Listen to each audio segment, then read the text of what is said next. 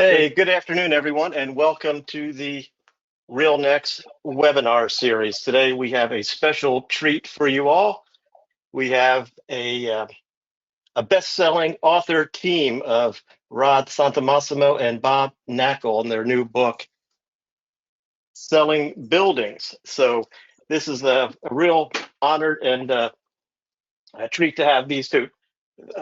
Both are longtime friends and of mine and RealNex, and we've worked together for years in many different ways. So it looks like Rod is having a little bit of a difficulty with his camera, so we'll be back in a second. But we're going to talk to you. We've got time blocked out to share a host of best practices, success tips, and hopefully some inspiration on how to do business through good times and bad.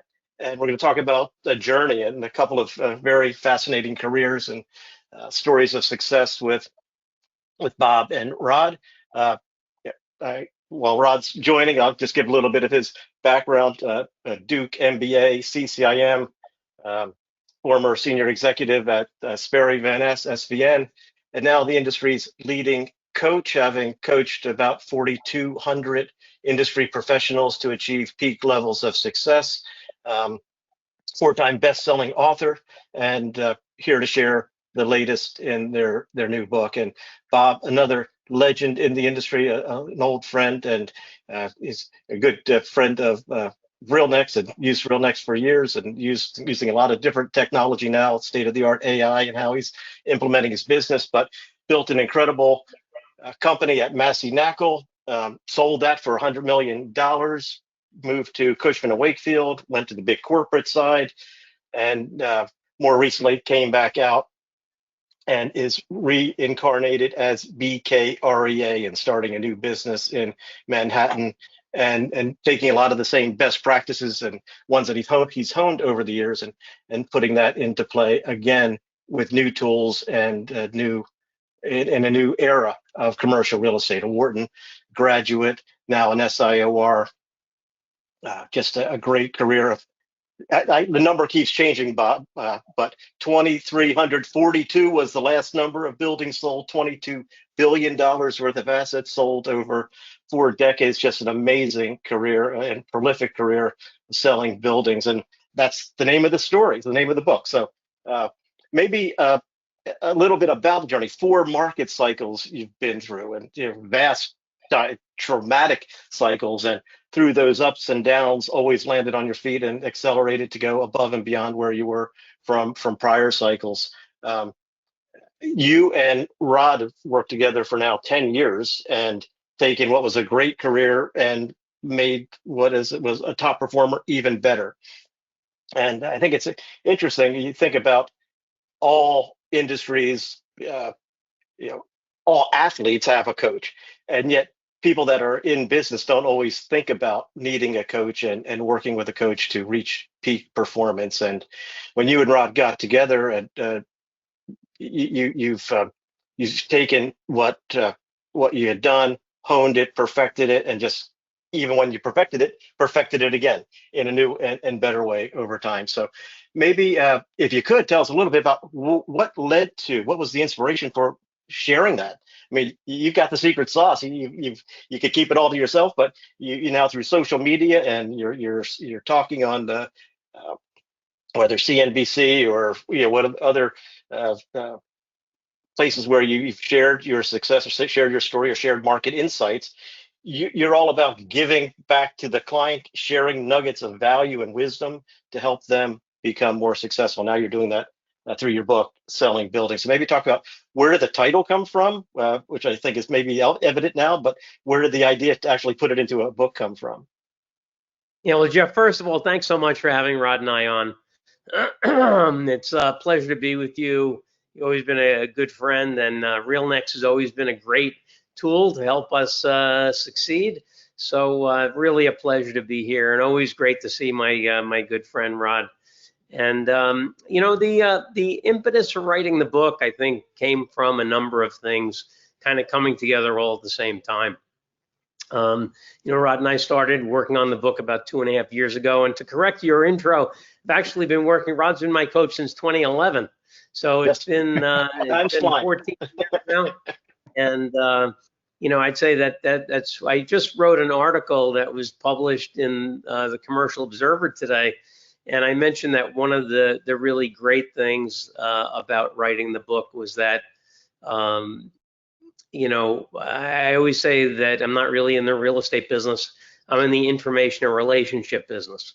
And relationships is so important. And yes, Rod has been my coach since 2011. He also happens to be one of my best friends.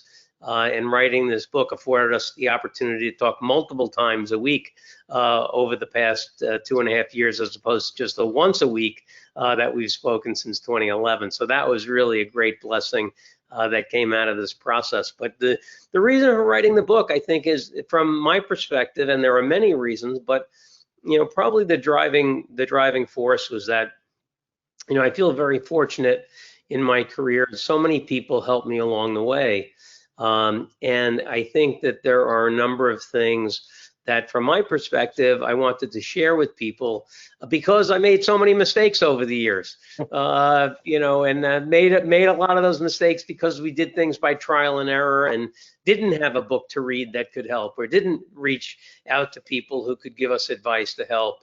And one of the things that has been extraordinarily rewarding to me, and of my 41-year career, 26 years were spent at MK.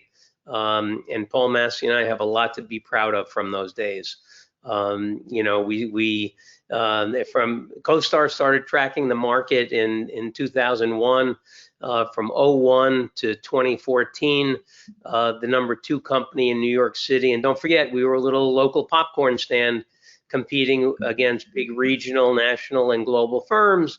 The number 2 company in New York at that time had sold about 1,300 buildings. We sold over 4,000. We lapped the field by more than 3x for 14 years in a row. I'm very proud of that. Paul and I started, just the 2 of us and a secretary, grew it to 250 people, sold it to Cushman & Wakefield in 2014 for $100 million. Very proud of that. But the thing by far and away that I'm most proud of is that today in the New York City investment sales arena, there are 32 companies or divisions of companies that are owned by or run by people that learned the business at Massey Knakal. And teaching them, helping them grow, watching them excel, seeing that their lives were profoundly and tangibly changed for the better based upon growing up in our environment is a extraordinarily rewarding thing. And in the same way, part of the reason for writing this book is wanting other people to excel. And rather than just doing it here in the local market, we felt like we could have much broader reach by writing this book that folks could get their hand on and benefit from, all over. Well, it's fantastic. I just love the way you put the book together. I mean, I'm sure many in the audience have read it and want to hear more and just go deeper. But for those that haven't, you've got Bob's real world experience and Rod's commentary around it with the bigger picture theory and approach that sort of takes the nuggets of the actual and puts it into a perspective for anybody to say, okay, how can I apply this to my business? And Rod, you've coached some of the best, with obviously Bob, but others, and you looked at them and they were doing great when they came in to see you, and then you've helped them multiply that productivity. What are the types of systems and processes and approach that you take that help to really elevate the game?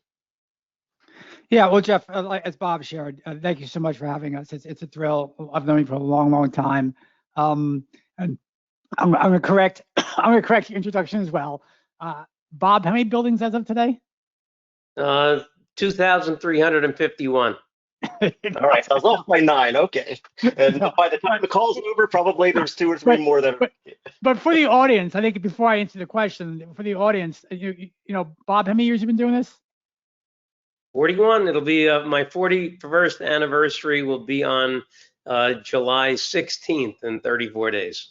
Okay, so just if you do all the math, and you can, that means that Bob has sold over 41 years, an average of more than one building a week. So the numbers are astronomical. They just are. So if anyone should write a building about selling buildings, it's the king. It's Bob. So it is what it is.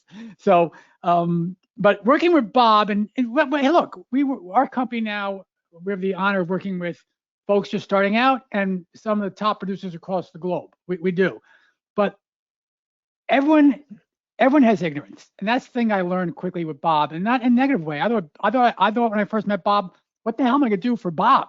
He's Bob. But everyone, me, you, Jeff, everyone has ignorance to other ways of doing things. And what Bob has, which a lot of folks unfortunately don't, is the curiosity to say, what else can I do? So Bob was eager to say and try anything. Most things worked. Some things haven't. They haven't. But Bob was saying, yeah, let's do this. Yeah, let's do that. And the dude's 62 years old. 60. You're 62 now, Bob. Or 63. I don't know. Share all I'm the secrets. 63. I'm 63. So he's leading the industry in AI implementation. So I think that's the key. You got to find people around you that are curious and willing to accept new approaches, which we do at Massimo, to help them grow their business and just have that curiosity. That's how we help people grow. Well, we love it. Within Massimo, we have so many of our RealNex clients, and they actually self-generated a user group in there. We let it flourish and do its own thing, but we'll come in from time to time and add. But it's people that want to get better. They want to share, and they're open to sharing. A lot of times, the industry sort of holds things close, but by opening up and recognizing that there is abundance out there, the more you give, the more you get. It's a fantastic thing and a great group that you're working with. Now, one of the things that you talked about, and I think it's you talked about it, and Bob's story will echo it. What are the it's panic, petrified, and proactive you talk about. And when you're in a savings and loan recession, when you're in the Great Recession, when you're in the dot-com bust, when you're in COVID, things blow up. All of a sudden things are perfect, and all of a sudden things are not. And some people rise right out of it, and some don't. And so if you could talk about that, and maybe Bob, what you did during those different cycles, actually on the ground in the market in real time, which the book beautifully narrates and navigates. I think something that you're going to find a lot of, and that's the great thing about the book. Look, as successful as Bob is, what I love about Bob, many things I love about Bob, but he shared the failures, and they happened during good times and bad times, and the struggles, right? So, but when those events happen, when the cycle happens, and they're always going to happen in commercial real estate, they always will. They will. Everyone has three responses. Again, they panic and they're out. Like in 2008, we lost so many brokers across the country. We did. The Great Recession, we lost so many brokers across the country. The pandemic, so many brokers left the industry. They panicked. They couldn't see the future. They worked in a short-term perspective. Panic. Petrified might actually be worse. We do nothing. You just sit there and there's inactivity. And we found a lot of brokers, not that we were working with, that didn't know what to do, but didn't look for answers. And so they also faded. Now, they may have stayed in the industry, but they never recovered. They didn't. The proactive, Bob's the king of that. The proactive is say, okay, I get it, but here's what we got to do now. Now's what we got to do. What's next? What's next? It's always what's next. It's always, I did a post the other day about that. I'm always saying to myself, what is next? And so is Bob. So I think, and we have a choice. And Bob loves talking about choice. We all have a choice every day to decide, what are we going to do? And so when things get worse, and folks, somewhere along the next 5 years, things are going to get worse. They are. And guess what? Bob will lead the pack. We will lead the pack. I'm being proactive and figuring out what can we do. So you have a choice. But BK made a lot of choices in the book. And I think there is no greater example of a choice of which route to take than when the pandemic hit and New York was completely closed down. Yeah, I think before you go to that one, though, if you could talk about just in the Great Recession, building the territory system, because I think that leads to, the echo was in COVID, right? Yes. First was building the territories and mastering the market. And I thought there's so many agents out there, and I'm sure there's some on the call that might sign a lease one day, they might sell a building one day, they might do an office deal and an industrial deal. And I always talk and try to encourage people to become the expert in a market. And your success is, testimony to that concept and how you went about it, not just for yourself, but for your company.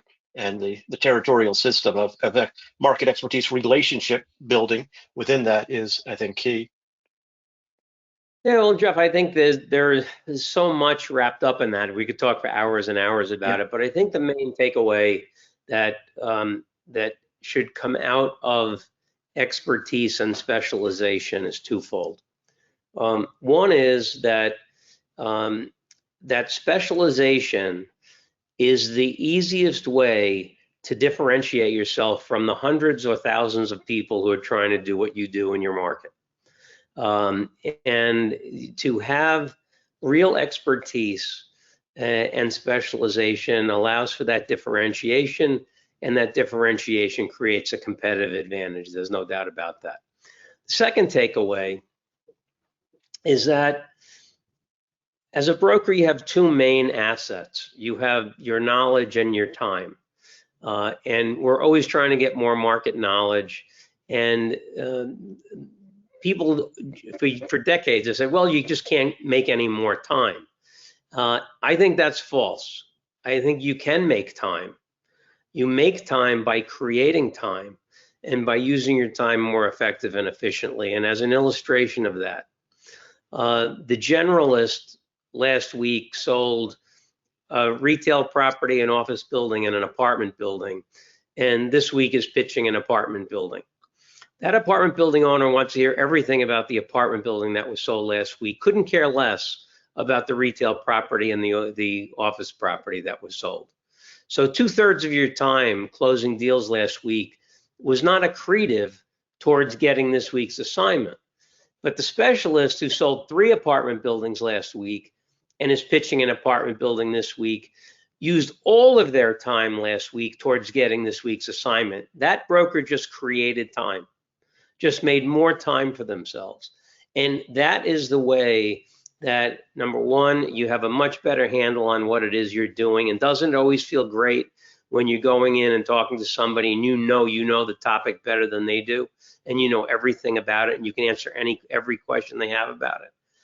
And then when you are building like this, you're building blocks. You gave an illustration to someone last week who was talking to me about this and specialization things, and I said, think that you're out in the middle of a field and it's springtime and winter's coming and you got to build a house, and you have a truckload of cinder blocks is just dumped on your yard, and you have to build a house for the winter. How are you going to make more progress? Putting one cinder block over there, and then one cinder block over there, and another one over there.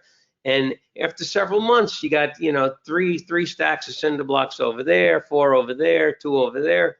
Or if you're putting all your cinder blocks in one foundation, you're going to have a great foundation. You're going to be fine for the winter. So it's all about is what you're doing accretive towards getting the next one. And what I always hear is, well, I could make money if I do that. I could make money if I do that. Yes, you can. But do you want to constantly be like the broker who's like a butterfly going from flower to flower to flower and bouncing around and living deal to deal for the rest of your life? Or do you want to turn this business, which is the greatest business in the world, into what can be an annuity for you? And if you focus on one thing and you let everything you do help you get the next one, you're creating an annuity rather than living deal to deal. Well, you're creating a business rather than just making deals. So that's that annuity. It's a business that becomes a machine, and it starts to churn out new opportunities because of the seeds that you plant and that expertise that you share. But you went from the territory system in that phase to then COVID. A unique opportunity presented itself to you, and something that I think is just fantastic. The way you're able to take advantage of what was a very difficult time for most became an opportunity for you. Yeah, well, I sell a lot of land, and more my practice is focusing on land and development sales. And it always frustrated me that there was no robust data set for the construction pipeline in New York relative to rental apartments, hotels, office buildings, virtually nothing, which is so shocking for what is supposed to be the biggest, most sophisticated market in the country. There's a lot of information on the condo market, but you read one brokerage company's report, it says there's 9,000 units in the pipeline. Another brokerage report says there's 6,000 units in the pipeline. So what do you count? When do you start counting? When do you stop counting? And I said to myself, if I go and stand in front of a building and I see a crane lifting stuff, lifting concrete up to the top of the building, it's under construction. So I said, I have to get out and count the buildings. And I wanted to do it for about 10 years, never had a chance. The pandemic was a perfect opportunity to do it. Went out in the street, walked every street of Manhattan, south of 96th on the east side, 110 on the west side, and logged every single building that was under construction, every site that had been demolished, every potential development site. New York as an as-of-right zoning jurisdiction, so we could identify the properties that were built to less than 25% of their maximum density. We identified potential assemblage sites. We followed up 220 hours of field work with thousands of hours of research. And now we have the development construction pipeline nailed down to the square inch, disaggregating it into 5 buckets: residential rental apartments, condos, hotels, offices, and then a miscellaneous bucket to hold everything that's not in the first 4 buckets, like healthcare properties, educational properties, things like that. So it was a great thing. My only regret is that I wish I had done this exercise 30 years ago. But other than that, it's been fantastic. It's what the Knakal map room has been created out of this. I think that one room holds more information about the development market in New York City than anywhere else in the world. And it's been a great resource to demonstrate to clients our expertise. We have yet to lose a pitch when we've gotten the client into the map room, and now happy to say we're 39 for 39 on pitching development site sales in the map room, and just won another one today on a $42 million site. And it really, I think, illustrates that when you can demonstrate and articulate a very, very deep level of expertise on something, it immediately builds trust, recognition, and a competitive advantage. And I know we'll lose pitches in the map room, but we haven't so far. It turns around the dynamic when you have all of that information. You're not selling them, they're buying you. And people are coming to you because they want what you have, and you have that expertise, and you're always wanting to share people that you're engaging with. Rod, you talk about the exclusivity mindset. How do you get your team, your coaching clients to understand the need to get hired? Because you have 2 sales, right? You have to get hired first. Bob, congratulations on the new hiring today, but now you've got to sell it. So let's talk about that next. But first, getting hired and demonstrating your capability to represent. Yeah, look, brokerage is it's a cycle of find, win, fulfill. And all our mutual friends, late great Ralph Spencer taught me that one: find, win, fulfill, find, win, fulfill. That continuum, right? And so we're fortunate, Massimo, that we have a client in every major company. We have a client in most regional companies and many boutique companies. So what that means to me, Jeff, I get to see every pitch book of every competitor in the marketplace, period, right? And folks, I'm sorry, they're all the same. They're all exactly the same. You haven't differentiated yourself. JLL and CBRE, love you guys. you're not any different. You're not, right? Cushman Wakefield, Marcus, you're not. So we help our clients from an exclusive standpoint understand how to differentiate themselves from a pitch perspective, but also share with you the greatest hack. This is the greatest hack of winning a listing. It just is.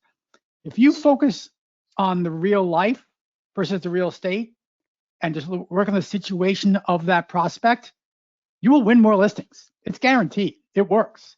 Real life is greater than real estate. Too many brokers focus on real estate and they give jargon and their commodities. They are, right? Bob knows more about someone's property than the person does. He does. It's guaranteed. Bob never goes into a meeting and goes, hey, tell me what you're thinking about. Because Bob knows. He knows more than they do. It's just a fact.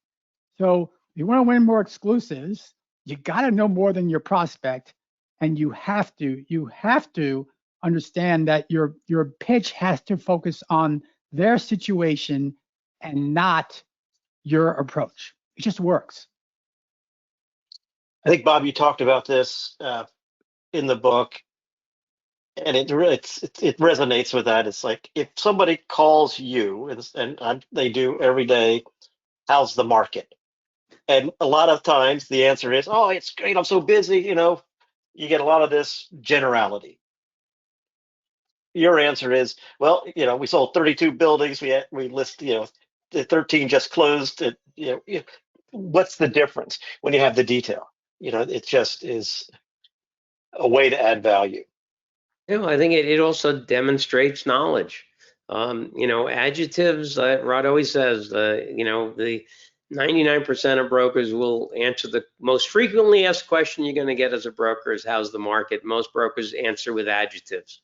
It's hot. It's cold. It's low. We speak together all the time, and I love it. I know Rod's setting folks up. So tell me how the market. He calls on a bunch of people, and it's all adjectives. And then he asked me to talk about the market, and I go through value and volume and what's happening and turnover ratios and things like that. And it really is a way to show that you know the market. And I actually give this tip to young kids also that often have a kid in a local market in Toledo or Portland, Oregon, and some place call me up and say, hey, BK, I'm 2 years in, I'm 3 years in, I have 3 brokers in the market with 20 years of experience. How am I possibly going to compete with them? And I invariably will ask them, well, what do you do? What kind of property you focus on? And they'll tell me, and I say, how many buildings in your market? And they're like, I don't know. I said, all right, get a map, draw a line around the area that you consider your market, count the buildings. How many are there? How many sold last year? How many sold the year before? How many sold the year before that? What's the average price per square foot? What's the average price per unit? What is the average cap rate? And I said, go into the next owner you meet with, and when they ask you how's the market, say, well, based on year-to-date transaction history, we're on pace to have 742 sales this year, which is going to be up 36% from last year, and our average prices are up 14.5% so far this year. So, things are going really well, and I study everything. I know all 2,364 buildings of your type in the marketplace, and I said, I guarantee you that those folks with 20 years of experience in your market do not know that. So it'll give you a leg up, and it actually is going to win you business, going to help you on the execution side of business. And that's a way to get competitive. And does it take hard work? Yeah, sure it does. But you know what? If it was easy, everybody would do it. But if you focus and you become the expert, you will develop a reputation. I guarantee when you tell somebody, well, I know there's 2,300, and I tell people, ask me about historical turnover in New York. And sometimes I say, well, when somebody buys a property in Manhattan, they own it for 38.4 years on average. And then how do you know that? How do I know that? Well, south of 96th Street, there's 27,649 buildings. And the average turnover rate of that stock over 40 years has been 2.6%, which means in the average year, there are 719 sales in Manhattan. This year, we're on pace for X. That's going to be up Y. I mean, if somebody listens to that for 1 minute, 60 seconds, they have to at the very least say, hey, this guy knows what he's talking about. Turn it around now. When you want to specialize, often people aren't in Manhattan. You're in a unique, very unique market in the world. And so I talk to people in, Davenport or Des Moines. I can't specialize. The market's too small. What are the metrics and the math to get you to know how big a market is to make as much the money that you need? And also, what is, in both your opinions, and I know it's you talk about in the book, the sizing of who you can stay in front of frequently enough to build relationships with that you can convert to long-term clients. Either one We of you, always used to say back in the old days that 1,000 to 1,200 owners is a manageable size, and turnover rates being what they are, they're probably very similar. And if you have 1,000 owners to 1,200 owners, that probably represents 5,000 to 10,000 buildings owned. So with normal turnover rates and trying to get a 20% market share, that should give you about 50 transactions a year. And if you're doing 50 transactions a year, you're making a very, very good living. But I would think in smaller markets, secondary or tertiary markets, and you have to do multiple product types, know each of those product types. Hey, look, there's only 423 apartment buildings in my market, but here's all the data on those. And there are also 625 retail properties and then 618 office buildings, and know them all and know what the turnover rates are. And you be a lot more work, but you have to become an expert in all of those. But you do all that, you'll know that local market. You'll know Wichita better than anybody else in Wichita, and that will create a competitive advantage for you. Yeah, and I would suggest, Jeff, on the opposite spectrum, I think one of the problems with brokerage and prospecting is I've seen brokers with thousands and thousands of contacts in their database. I said, yeah, tell me how that's working, right? Right. Well, I call this guy once a month and this guy once a month. That's not prospecting. It isn't. I got off a webinar today, and I share with them. Prospecting means in any given week, and you can do an A, B, C client base. You can and break it down. I need my top 100 A's, my top 300 B's. Just that math alone means you're calling 50 people. You're calling 50 people every week. Just doing that. Top 100 A's, top 300 B's. I call the A's monthly. I call the B's quarterly. Do the math. It works. You got to speak to and reach out to, talk to at minimum of 50 people a week. You do that math, you're gonna make a lot of money. But if you're sitting there going, I don't know where to start, and I'll tell you, Jeff, we're honored to now be working with some major firms. And I walk in the room and I go, okay, let's make some calls. Let's go. And they look at each other like, who am I going to call? I don't know, right? It's overload. It's too much. So tone down your list, like Bob said, get your numbers. But if Bob's giving you numbers and I'll give you numbers. If you just focus on 50 people a week, you're going to make a fortune. You will. I love one of there's so many, we could talk for a long time, but there's one story in here I think that I would call this the story of the never seller. Never going to sell. Never going to sell. I'm sure everybody in the call has somebody's like out there like that. But do you just forget the never seller, or how do you stay in front of that one? Because never sellers maybe sell. Well, I think I'll introduce the concept, and Bob will finish it with his drive up to Connecticut. But look, you gotta be top of mind. And again, there's A, B, C's, or A, B, and D contacts, let's call them. A's and B's you're sticking in front of with prospecting, both on the phone. Today, DMs, now soon AI will be happening for everybody. But then you also having presence pieces, giving them physical and digital presence pieces every single month that I don't care if they throw it out. And Bob would tell you, I don't care if they threw out my postcard. Did they see Massey Knakal on the postcard? That's all that matters, right? So you have to stick in front of them. And then when the time is right, they're gonna find you if correct, but they don't. And let Bob tell that story. There's a couple of stories in the book about this. So Bob, yeah, go ahead. Several stories in the book about going kind of above and beyond to track an owner down. But I want to rather share a better story because I think it's going to have wider appeal to folks, and that is when you are making your prospecting calls, and without a doubt, there's a lot of market presence initiatives you can do. You can create content, be on social media, send out emails, send out texts, create hard mail. Hard mail, very, very underrated, has a long shelf life, very good. Create content, go to networking events, et cetera, et cetera. Number one revenue generating activity is making prospecting calls. And I often say to people, okay, you're making your calls, and somebody hangs up on you. Here's your broker hangs up the phone, or you call somebody and you talk to them for 20 minutes and you've never spoken to them before. They don't know who you are. Who's the better prospect? 90% of people say, oh, the person who I talked to for 20 minutes, I'm developing a great relationship with them.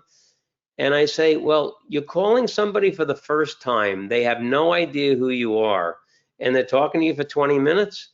They're probably talking to everybody for 20 minutes. The person who's hanging up the phone isn't talking to anybody. You break through with that person, that's a much better prospect, because if you can break through, you'll be in a position that not many other people are in. And I use the Harry Macklow story as one where for 2.5 years, I cold called this guy, left messages for him, never took my call. Finally, caught him at the office one night at 7 o'clock. I've done 23 transactions with Harry since then, over $350 million worth of transactions.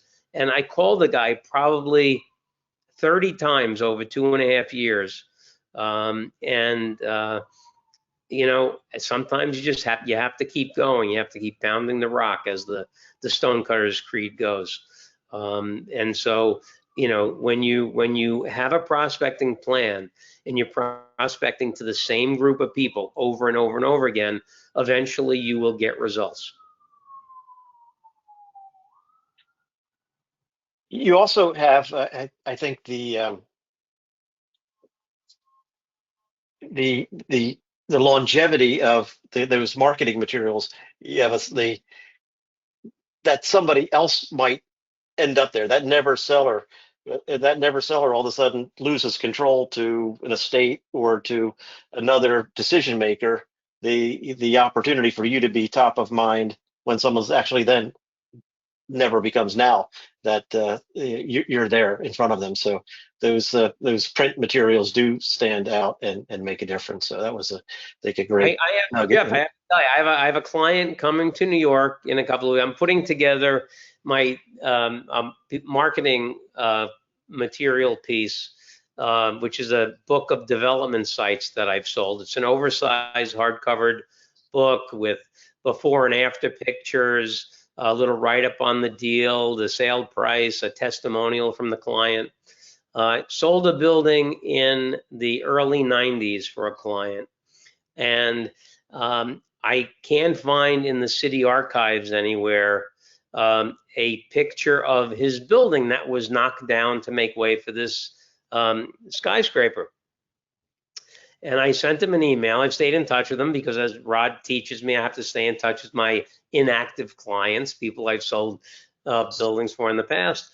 And I sent him a text, an email. And I said, hey, Peter, do you happen to have any old pictures in your file from your building that we sold for you on 2nd Avenue? He wrote back to me, he says, Bob, you won't believe it, but I still have the valuation book that you did for us. We used to do our BOVs in a hardbound book. He has it from 1993, still in his file. And he's coming to New York. He just coincidentally is coming to New York. He's bringing it with him.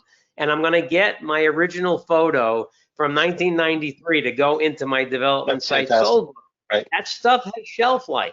If you create good materials, a good quality printing, good stock, and create something worthwhile, these things stay around, and that's what you want. You want people to have something in front of them on their desk, on their shelf, in their file that, when most of the time they're not going to want to transact. But then when that thing happens, the death, divorce, taxes, partnership dispute, what have you, and they decide, hey, I have to sell, you want the next thing to happen for them to say, hey, got to give Bob a call. And if you have constantly been sending them those materials, they're more likely to think of you than if you didn't send them to them. Or better yet, the baseball card that doesn't fit anywhere. Absolutely. Let's turn it around a second. Now, you've been so successful in maximizing price, and that's the book. It's not just profits and doing business, but what you've been able to do through the history of your career is see value where others didn't and create competitive environments. So maybe talk about how do you set the stage? How do you underwrite, package, present, and get a property positioned to sell most effectively? Well, I think again, it comes down to being the market expert and understanding everything. Again, I sell a lot of development sites, so there are a number of things we need to do to try to maximize price. With a development site, New York doesn't have acres and acres of rolling land, so often you have to buy an underdeveloped property.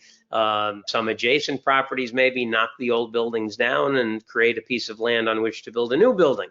And so our zoning jurisdiction is as of right. Our zoning tells us a number of things: what kind of building you can have, how much building you can have, the shape the building can have.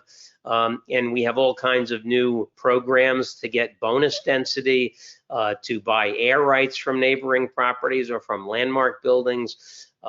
Ways to increase density with affordable housing, different setbacks and what's called contextual zoning, different rules to create additional density.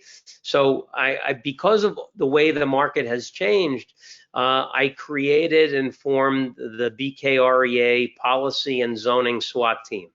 I have in-house at my firm, I have a zoning attorney, zoning consultant, an architect, a data scientist, a policy guru. And so we can look at a development site, and within 2 days, we can dice and slice it any way you want to figure out how to maximize the value of that property by creating the greatest density possible. And so constantly, it's just market knowledge. It's market knowledge and understanding the comparables, understanding the property itself, how to enhance and maximize the value of the property, and then articulate that to the owner. And I have to tell you, with the way things have changed so dramatically in New York, we know more about what the owner can do with the property than the owner does in most cases. And so that's been a big advantage for us as well. You said something subtle, and I turn it to Rod. You talked about the inactive client versus my former client, and I think there's a subtle distinction. You talk about it in the book, Rod. You want to talk about your mindset on how do you deal with Yeah, relationship? I'll share. That was one of the first. Look, when I first met BK, I flew up to New York, and I told my wife I can't do anything for this guy. He's making so much money. And then I sat there for 2 days and just watched him. And like, again, back to my original statement, we don't know, we don't know. And so and at that time, BK, and he still is, but at that time he was more focused on deals, just deal. He loved the juice. It's a juice, right?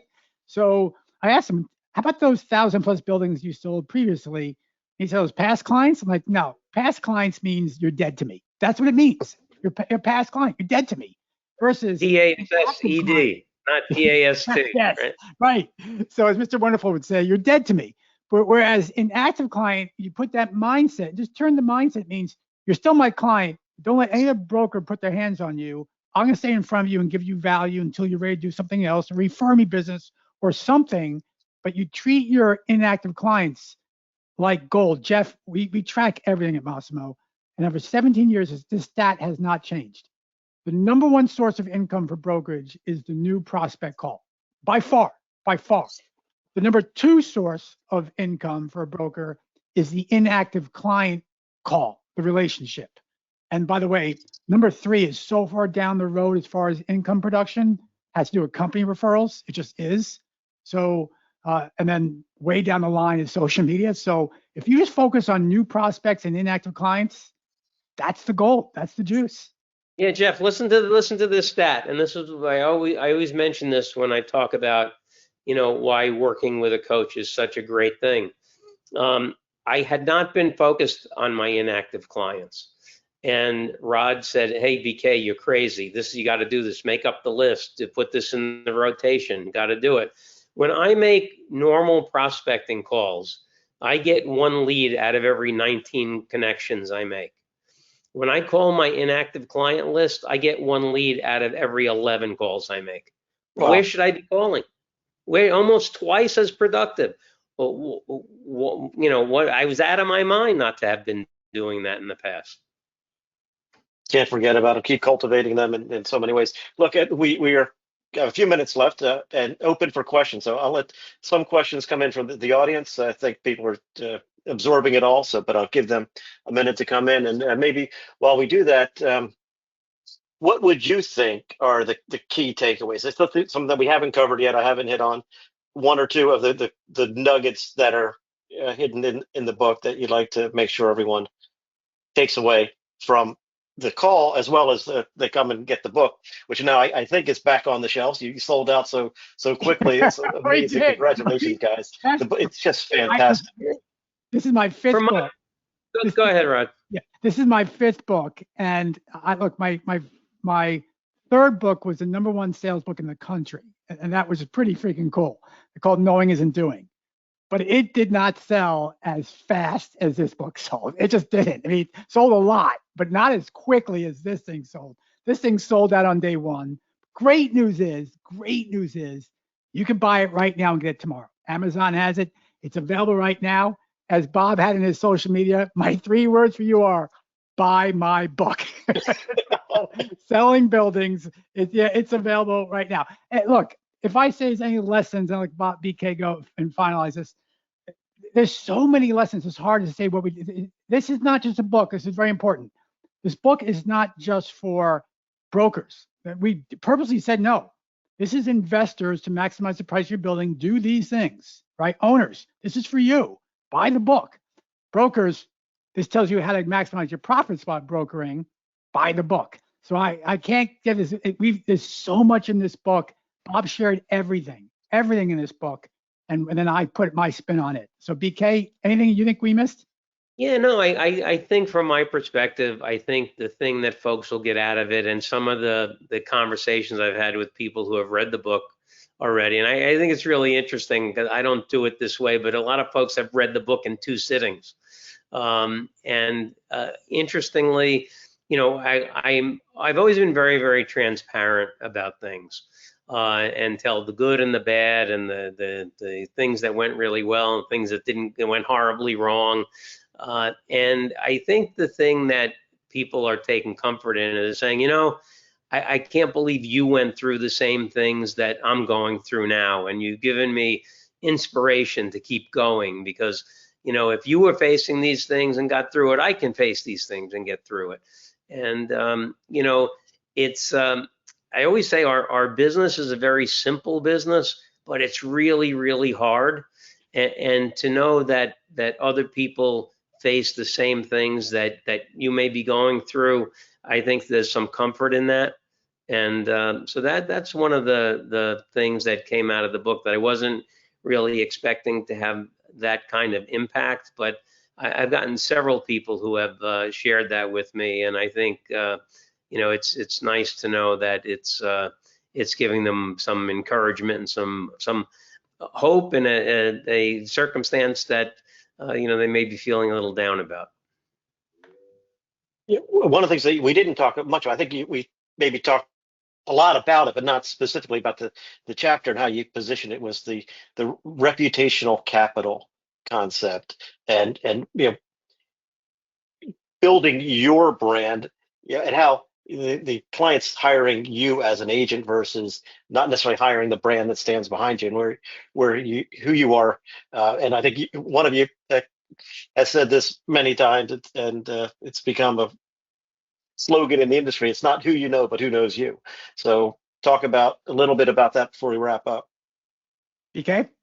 Yeah, well, I think Rod always preaches that in the commercial real estate business, no matter what firm you work for, you are your own brand. And the big firms don't like that. And we have evidence of that. But the fact is that a lot of times, particularly in the private capital space and investment sales, I guarantee you that that clients really don't care what company you're at, and it's the motivation and the creation of the baseball business card came out of the fact that a client I've known for over 30 years, 4 years after being at Oldco, didn't even know I was at Oldco and thought I was still at that Cushman and Wakefield. And so I did the first baseball card I did just as a goof to kind of say, hey, look, I've been here for 4 years. Here's my whole history of where I've been. It kind of went viral after the first one was done. But, you're building a brand, everything you do, the way you behave, the way you articulate the market, the way you dress, the way you interact with people, the way you show up, everything creates a brand. And those brands are very, very important and very sticky. Social media is nothing more than a personal branding thing. And folks have been, young folks especially, been on that older adult life. And so, I think it's very, very important and, can be a tremendous asset if handled the right way. Rod, anything to add on that? No, I'm happy that that my client, my pupil, my best friend just said, hey, this is what you do. So that's what you do. I love it. I can't agree all. So that maybe give me the final word then. I think you talked about life lessons and dealing with rejection. This is a business that, while the highs are high, there's a lot of rejection along the way. What's the level of perseverance and sort of the resilience that you need?